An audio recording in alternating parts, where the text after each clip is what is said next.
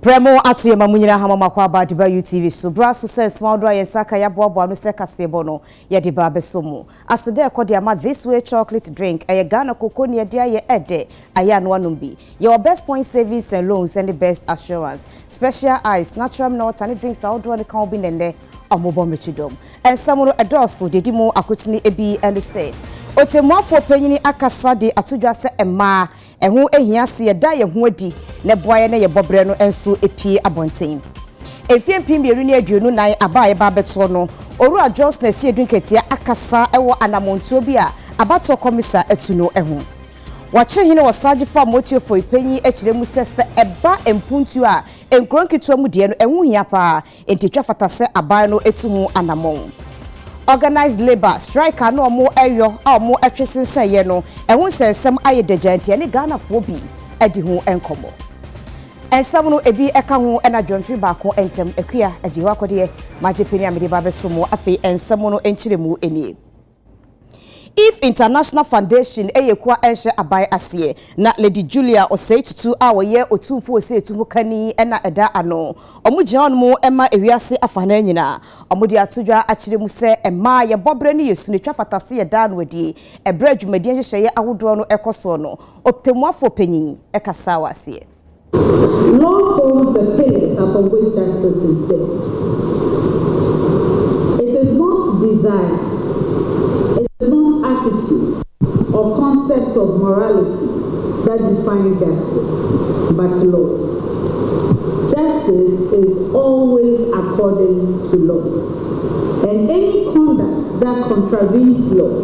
no matter how justified it seems in the eyes of the person doing it, is not just. Law is extremely territorial. And so what is legal and just in one country or one community may not at all be legal and just in another. What is just in Ghana will begin with our customary norms and practices that our communities practice, which may be written or unwritten, only seems to have the power of law if an authority set up under the 1992 Constitution or Parliament has passed a specific rule or law, and the laws passed by Parliament can themselves be struck down if they contradict the Constitution. From this journey, we can see that the justice system of Ghana is not administered only by the courts, but also Parliament, all our executive agencies and our traditional authorities. We all form part of the justice system that must work in concert and harmony to shape, guide, and enforce a more just society. Whether it is family justice, social justice, economic justice, environmental justice, or gender justice. To the extent that we know the law, we must act within the law and abide by law all the time. Justice is always according to law. Yekabo mane beko yenim ena pesa obisua ye so obia wo ho no ma so utumi edi additional skills e ka dia wonim no ho se de be ya obetime ekonom na wabo ye man Ghana.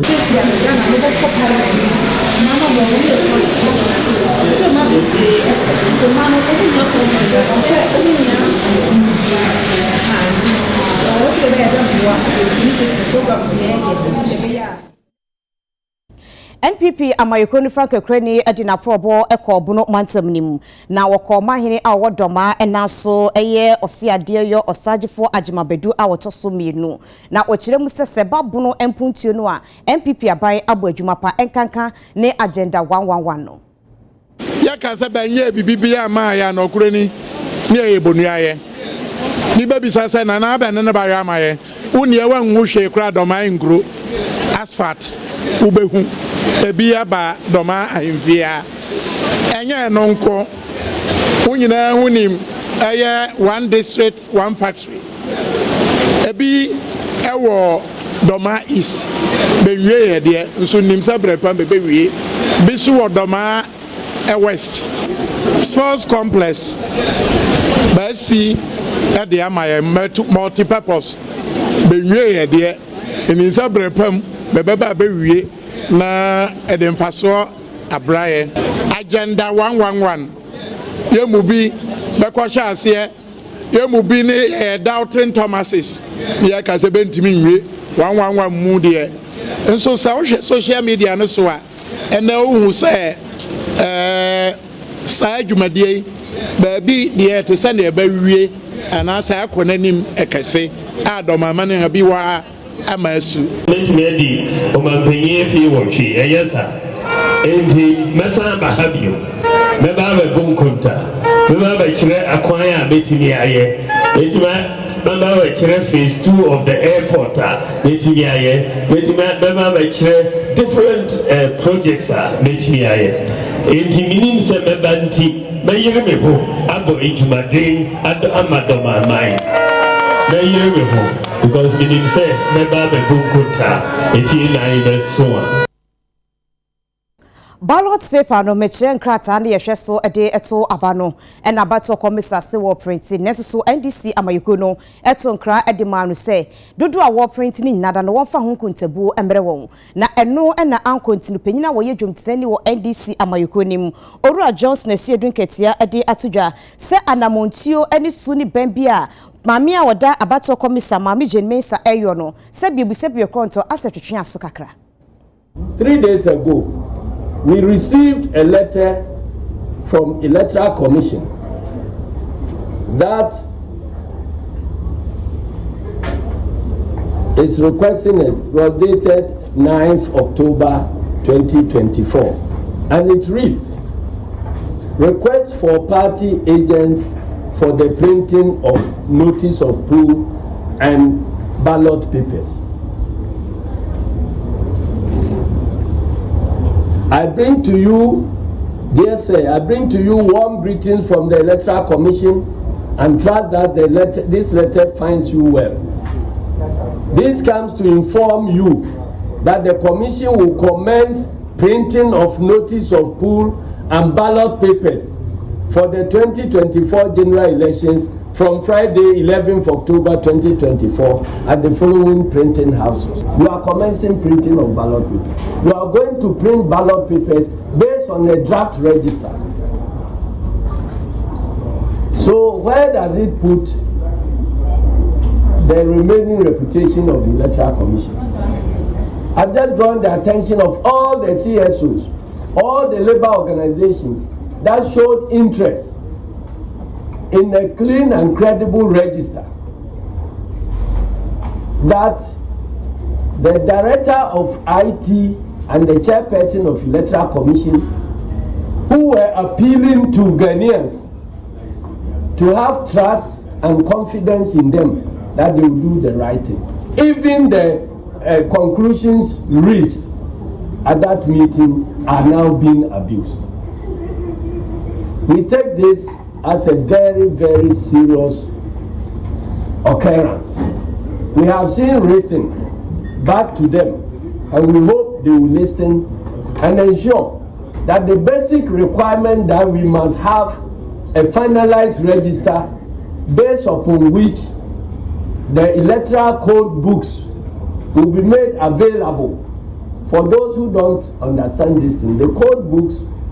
are the books that tells you polling station by polling station, number of voters in each of those polling stations, and that will guide the composition of the ballot statistics, and then before you proceed to do printing.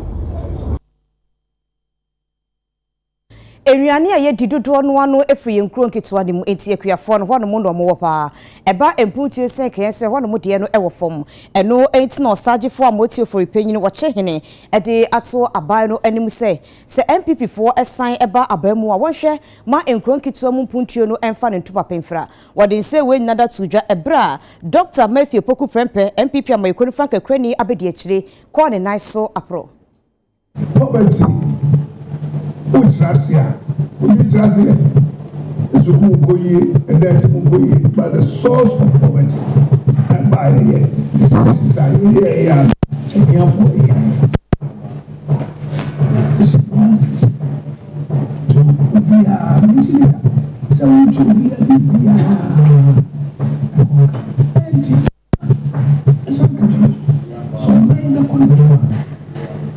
know that I'm not gonna obesity in the power say democracy actually and Germany exercise. I don't know who's what. Sabi Anadu Penny I am a friend of mine. My friend that I've said is on record. My friend that popped for Albania. So I take over Dubai. Nana, the son of whom call Freba. And only Nana, Okasama, and Okasama. He always returns calls. To be known to me and no, said to me, Grandma, what is son? I think you probably have so many. The utilization that you want to be here. Obiara Ghana was in the home of the community and no credit said. And when you follow me, a tea party, and our party, and Ghana coming there, and I was you know democracy. I don't know about I don't know what's at the moment, but I don't know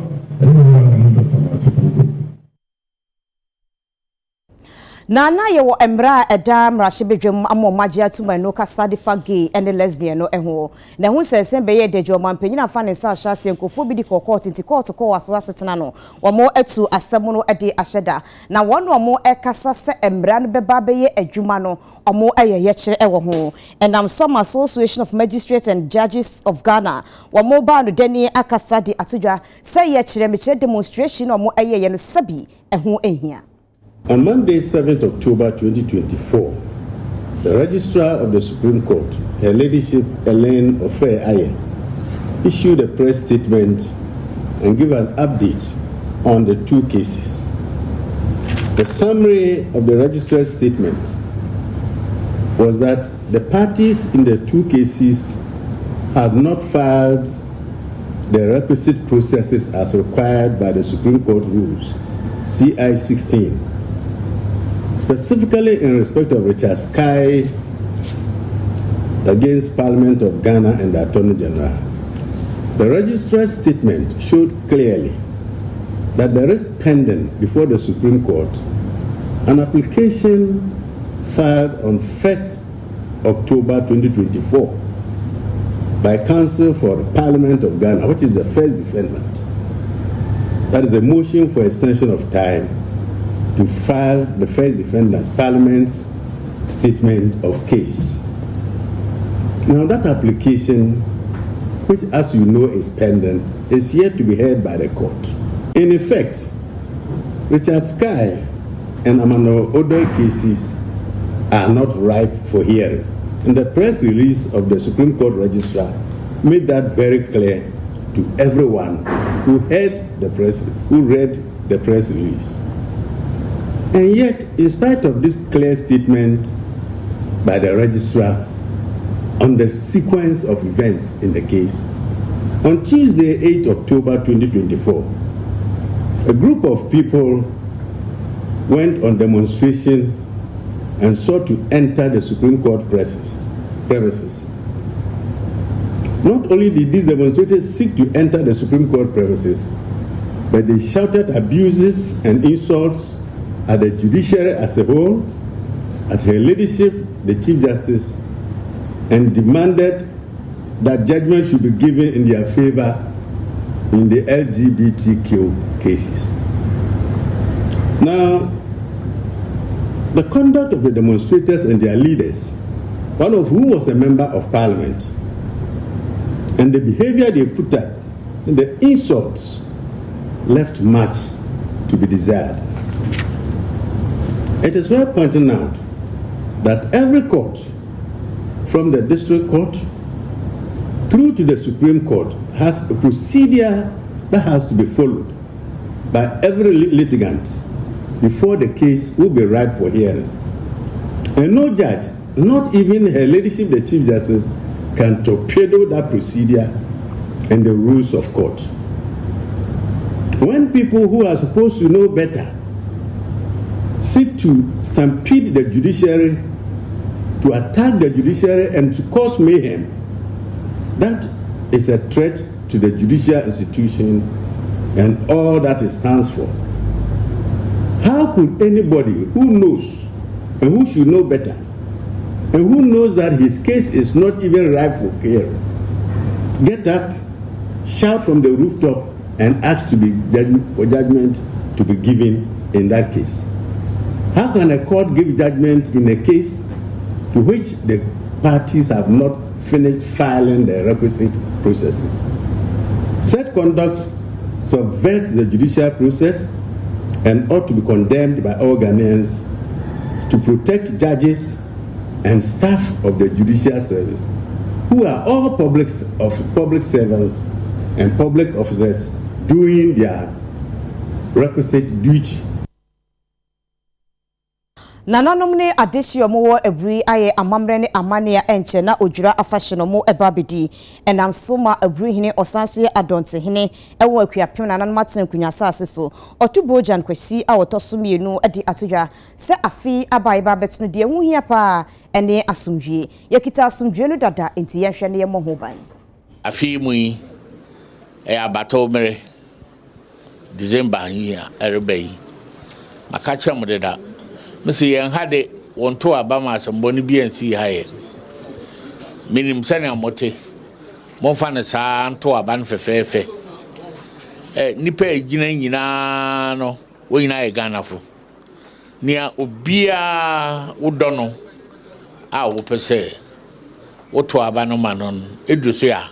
Wakoto Waba. Near Messer Mondo say, what to Abbey we are, with me Jinaho. I can no one can ubin si ukang untimi ensia wako ofi wakan wi anya denga wobete ni odin kunim se nya hanko wobra hadin nya no wi a wode bakwa akodu yisi office won an electoral commission aye yewo yenua bia anase ye na ohon ono bechere ye na wedding kunim enunti say MPCC so bi nka so bi aye ne hwe no party bia nipa wagina ho na wahwe abana woto no na wahwe sene awokan no na wo wama ne yesise ekọ wo nkrofo ho no waso ate na asem bi anye den eni ho ye nyina aye ne se a ntokwa aye keka se bi sinefin ene beba Timisramo, maybe I know, Mera Kachiramu, Nanyamonko. Say, you media for Ewaha. Tina, we are say, and a Ghana main as a near king. Yet the self tuning in Ama, Ubia, Babia, or Beto Sabano. Yin Susan, and yet fefe.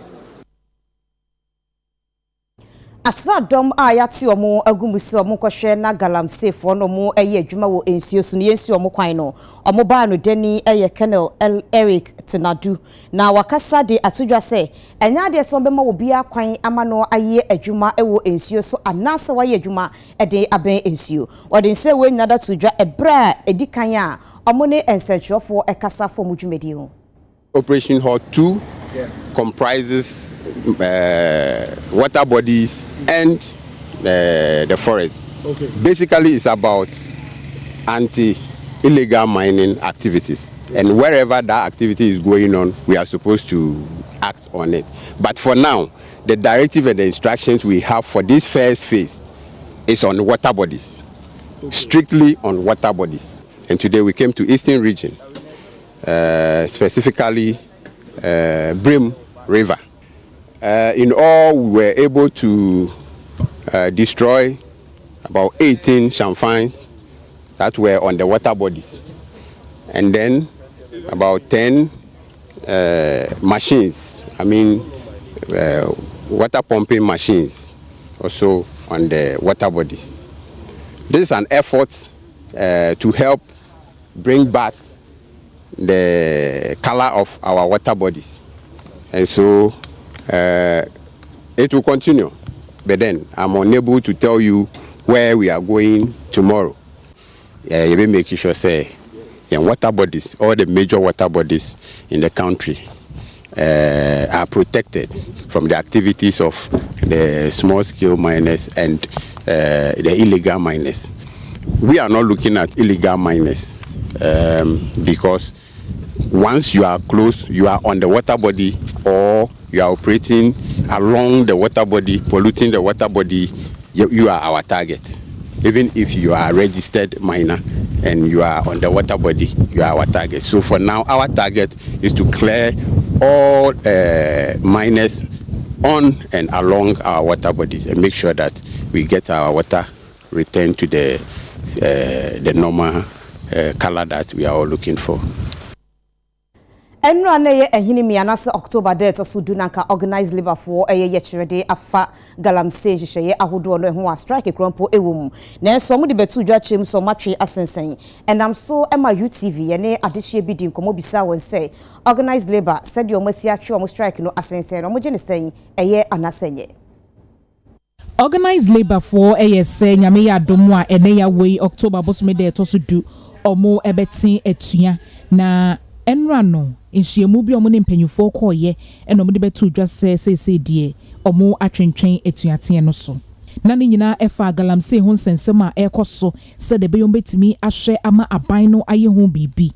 na ne asi na UTV kase ye ne ade hwehwe ho komo bi so mo se organized labor for etuate a enya masui omo je ne sen me fa so samba so because e ba so a anka betwe nyoma bebre akwachi especially sa health for work by mu a anka bi obi yare e na kokwa so na say doctors and so na say so makwa striker ntanka nkwofu nwu ana secondary galamsey issue na omo ka no me kai say 2020 before answer na about 4 years ago you know president Akufo-Addo e ba mu pa sanka onko be kwalo of sa galamsey issue ni hina nti sanye ntimamufo no si yetumi bo ande say na ene yaye ya anka ti anka sa galamsey issue anka akodada galamsey started on my way mo enye ne ana free January we are now in October o person kire me say organized labor person kire me say January ne galamsey program na ni ho this time around we have about less than 3 months a year election I woni me say o man ni mu peace no enye stable and also okoye demonstration against this fine ye nyina ye fight say galamsey activities na ekoso no enye send ye bi can we push this party we push this party way but ye nyina enum say galamsey no omoye but the previous days no na ente say ne aye hunu no ene e wo ho na galamsey betumi a stop o man mu a ye yankasa ye ka hu bi yes ambaso if you say ebi mu yare sisi a na omukwa na say ya nsho omo eno so de asembe den ebeba e na o man penis mi gidi say ne akoso bebre no ono nso no obetu anamo ayeden afa ho it is strike na ambaso ne de eye pa say ambaso ewo mu say yensu na ye no me no say mum nti fi say anka strike no eba so for demonstration na anka ye but enu ne nkyere sanka be put you off because minim say past government no was no na galamsey no ekoso continuously and a current government no was no so no ka say obeja galamsey no na galamsey no de I don't think say ebetumi ejai na akwa say election time ni ba bedu ntina demonstration na say strike no ekoso ne ni can be fa aban no benye ni sa galamsey ni fi say ye wo me kura na galamsey no e da so na mume say aban ni find solution bia yensuo na ye nom no o find solution bia galamsey no mo ye small miners company for no mo ye no obe find solution bia obetumi na solve sa problem strike na ambaso no de menkwa me side de enye say bia ye nyina o but imagine ni say strike na ambaso no de enye nsuo na ese no enye say ese ema fie baako na baako nsusu ye but eyama aman ni nyina www.bawomiagpt.com eye ehhye anase platform a NPP for the aba eno eye baby a obekwa a opese woni owura bawomia edinkita ho na obisa no sadia ne campaign no sikro de obetimi aye ene ne wontimi nye no ana wayiwa no kama empenifo ada no edi achemse we ye kwampa ebeboa ama artificial intelligence ya bawomia ede eba no enkrofo atiase ya ye pene se Ghana for beti Dr. Bawumia insem nase na se Ghana for take Dr. Baomi ansem na se a eno nom de be to aba papa na omankoye mistake nti ne ehwehwa ne se amanfo be use sa abefo efidie yi a ye de abaye fe ne Baomi GPT na ometimi ebisa no question te se ne omanya Dr. Baomi akasa e wo omankasa omo bedroom na omo toto na no ebisa ne nsem a oba na omaye clear se ampa se ye toma papa ya oba edwuma obedinie te pese Ghana for enya ewo nimdie ewo nyama papa na ka won manifesto no se oba beye no na omo gina so to aba papa e ma Dr. Baomi smartphone bia oko browser mu you don't have to download and no can say download software bia oko any browser whether Mozilla na Firefox and Google Chrome bia any browser bia na obo www.baumiagpt.com baumiagpt.com ebe bia ma no wa start ne na ebon komo te se ne we bie WhatsApp a wonyanko edi nkomo ne pepepe ubisa na how are you no nso age so I am fine in fact obrofo po na yen na pese o de pidgin language na ne edi nkomo a GPT etiase a no be din sa so kama ne ebe ya wom ne se amanfo meburu use sa abefo technology e dia be ya ombete yensem na se yie na omo koto aba omato abapa ne ehwa ne se memunu ene Ghana fo nyina ebeti yensem ase look de bia ye ka se Ghana fo be yamre no mate yensem ase no mekuti other side so ne omo ka say ye take a decision on this election is not difficult very very simple and straightforward by a person go for your information no multimedia choose near nti senkrofo use sa app ya dia be ya it will afford us mbema ye kwan akwanya ema ya kire Ghana for ne ye de ma omo na ometime gina so de ato aba amayen Okonkasi Ghana ye kopa sesia no eye galamse kunu fise sensuo ni sase ene ne mahodoa eboa yen eno ne nam so ama Alliance for Accountable Governance ekwode ba no deni Arnold Boateng ede ato Ghana fo nyina denim se eba se ye ko galamse kunu ayenhwe ene anye na manyosem anye sa ebegiegu Obi galamse asem ya ba Ghana hase na e asem a esom se MPP ana NDC ana political party bia e asem a afeti yen ayetias ne ene yene a wochina ye ma wo mu no ma be san wo mu nyina ma ye fa asem kesese enye politics yen dwen ye ma ho je ka say ma so de bia ni prestige ye se nkrewe wo mu kwa na o sakra bakuni ho ibi na achiachi bi afuna achiachi bi nsa anyina achiachi we ade kese a efi galamse but then ye kan ye stress ye momodian entity galamse free illegal mining and free small scale mining. Small scale miners no etiotititi be mfi be apimnie. When ananom go de do mo ko mu ne omo agudie na ni free small scale mining ho ne for home e bae. Na anamsa abonofo abefra mu ntino akwaya ade a obi e ka se yentu ni nyinemu na yempam obi a. Yesa community a mfi be ahanu ni ahasachi a omodo omo ato small scale mining ho e kom kese e be di ompa yi ni senti no e na ejina ha sei no afa for e to nsa afre all political parties sa afa ge be organize pact say NDC for be sambi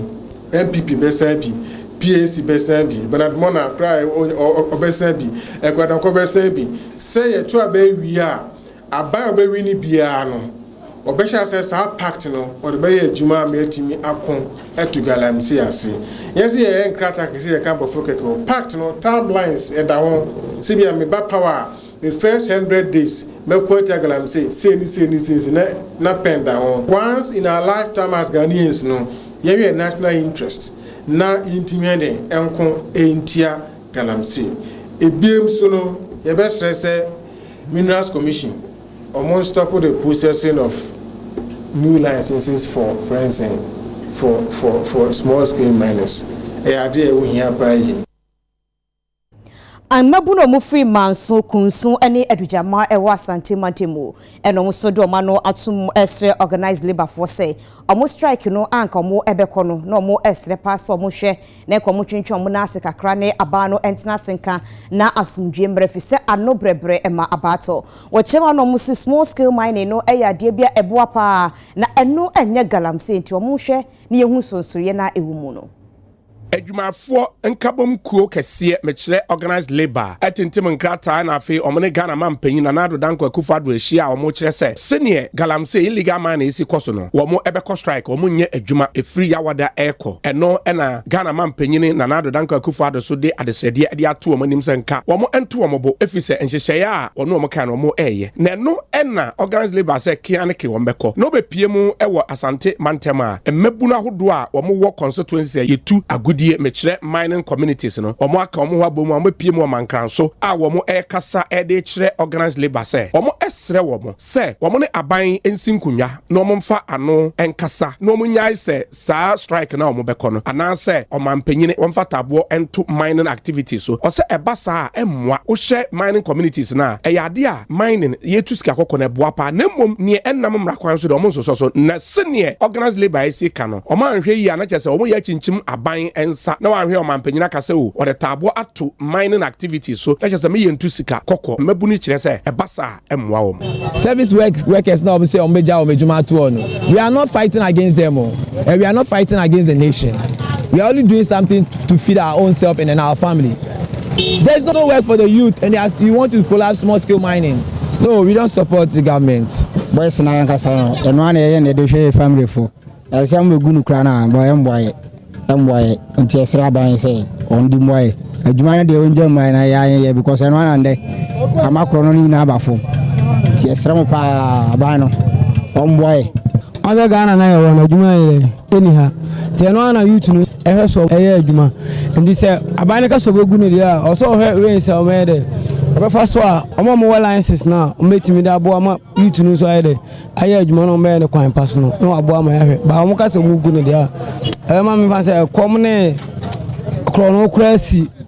Ghana ha nti o so mo hwe we say o me fa ebe bo ama boys ne nyina so be de e be nya adwuma ha committee man okuta licenses na osi yengunu no on so be de mpofiri mu adwuma be ne woye se obi ye adwuma sisi a wogu adwuma no sisi a e be de ne nsa ye de akona no nti won a me fi se bi o mo mfa kwan papa so nye no e na osi etu o mo so ye de esa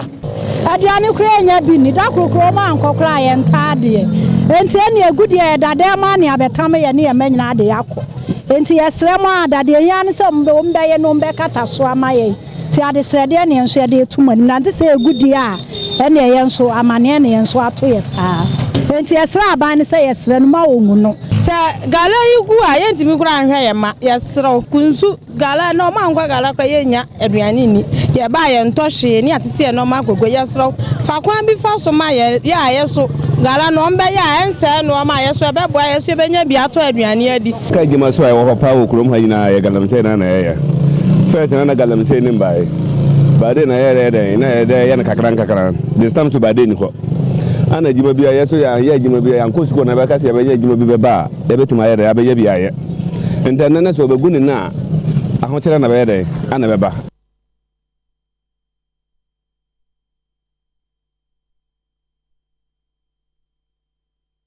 Jekwa Omanesune ne Essential Emmanuel Botwe edi enkomo na ne nyina ne se Roman asafo no mpenifoɔ ene mu asafo ma no nyina ene nam a mo nante efa galamse no eho yima akwaba.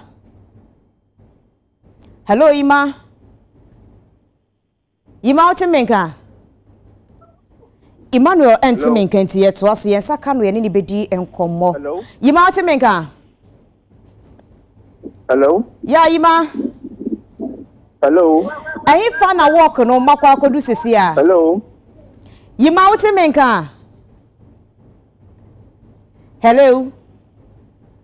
Na yepese ne yima ekasa na nantie no a Roman asafo no omo enam na omo ekasa de fa galamse ho ni omo na sundwe ni abato ho no wa kirekyere mu eye. Yima waba wuti menka.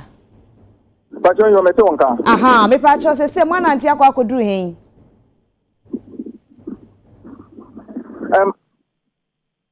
Pacho sisi a yebe piemu ewo Ghana Empire Service headquarters ehwo na ewo sisi a yede yani akire mu ewo Kaiseken Parish Church eno ewo cantonment ehwo na yede yani akire sisi a na enya ne se ende ena Catholic aso no mpem fom wo enkamanto mu ene yenuanum edigipo omaka mo abom se omo beye oyetra edian eda so environmental prayer protest work against galamsey na oyetre butan na ne se omo yeta omo tuta na mo we at the Ghana Mampini, His Excellency, and other than for Ekufado, and then by the Omampini and not only current state of emergency, our air Galamsey, so Titun Lupaning and Bembia, Galamsey, Air Musu, and Omo so the Baya Galamsey, Air Force was Amber and Bembia Omobit American Train to Katana, Omampini, Eddie, and Yama, I would work for Aquemu, so the Baya Yunsu, and a firewood war, Asiano, everything I can extra and now to be. And almost tried to make the ancestors were money extreme away, Kaiser, Paris, and our cantonment. And people at the Omoka, Amamaka, no more if now almost money extreme away, Secret House, a home, and Omobekona, Omo Aqua present, a Omo Petty, and the American man penny His Excellency, another now, another now, a couple of the almost after in the moon. That's a baby almost only state of emergency. Our Galamsey, to sit on and Bambia, and so any and Sasna, after to Upa has this year, I idea to make police for our higher or more. As I said, the year basically after to do police for our how Mutuzuma, or more alcohol hapaya, then a bear to get